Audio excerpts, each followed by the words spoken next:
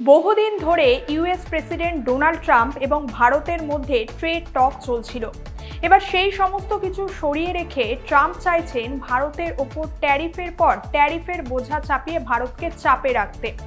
প্রথমে 25% ট্যারিফ, তারপর এখন 50% ট্যারিফ ভারতের ওপর বসানোর হুমকি দিচ্ছেন ডোনাল্ড ট্রাম্প।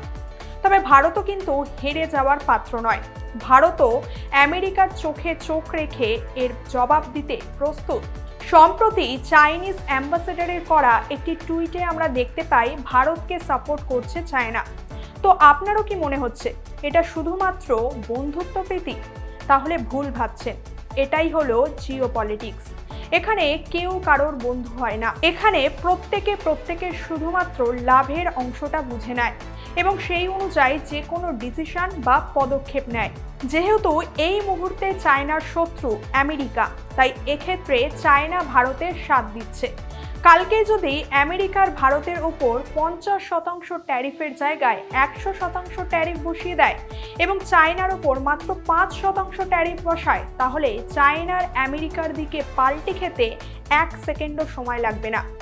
আর ভারতও এই বিষয়টা ভালো মতোই বুঝতে পারছে। ব্রাজিলের president Luiz Inacio da Silva লুনার সঙ্গে ভারতের প্রধানমন্ত্রী নরেন্দ্র মোদীর 7 আগস্ট অর্থাৎ গত বৃহস্পতিবার ফোনে কথা হয়।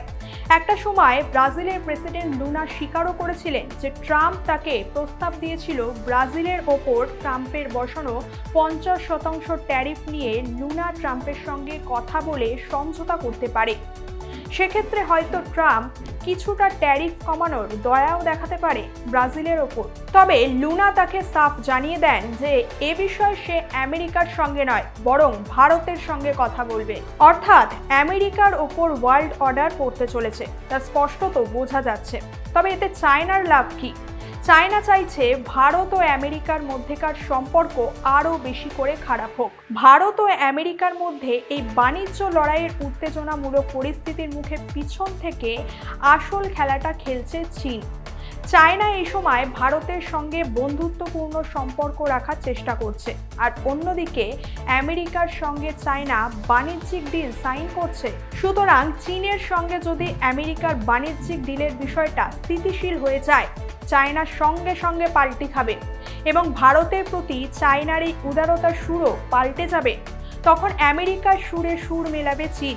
অর্থাৎ যে সমস্ত দেশ ভারতের সঙ্গে এই মুহূর্তে উদারতা দেখাচ্ছে কিংবা সম্পর্ক ভালো রাখার চেষ্টা করছে, তাদের প্রত্যেকের নিজস্ব উদ্দেশ্য সাধন হলেই রাতারাতি তাদের সুরও বদলে যাবে। ঠিক একইভাবে এই সময় ভারতের পাশে থাকছে ব্রাজিল। তবে কালকে যদি ট্রাম্প তাদের দেশ থেকে 50%-এর জায়গায় ট্যারিফ কমিয়ে 10% করে দেয়, তখনই তাদের প্রত্যেকের সুর বদলে যাবে এবং ভারতের কাঁধ থেকে হাত তুলে তারা আমেরিকার কাঁধে হাত রাখবে। এটাই বাস্তব সত্য। এই পরিস্থিতিতে ভারতের সঙ্গে রাশিয়ার প্রেসিডেন্ট ভ্লাদিমির পুতিন একটি ট্রেড মিটআপ করতে চলেছেন, যা সম্ভবত হতে পারে অ্যাডিশনাল মিলিটারি ইকুইপমেন্টস নিয়ে। আর আমেরিকা যে রাশিয়ার থেকে ভারতের তেল কেনা নিয়ে এত বেশি মাথা ব্যথা করছে, আসলে ভারতের সঙ্গে রাশিয়ার ট্রেডের সম্পর্ক প্রধানত যেটার উপর বেস করে গড়ে উঠেছে তা হলো মিলিটারি ইকুইপমেন্টস বা সামরিক যন্ত্রপাতি। তেল হলো দ্বিতীয় অপশন। অর্থাৎ ভারত ও রাশিয়ার মধ্যে আসল ট্রেডের সম্পর্ক মজবুত হয়েছে হাতিয়ার বা সামরিক অস্ত্রশস্ত্রের ওপর ভিত্তি করে।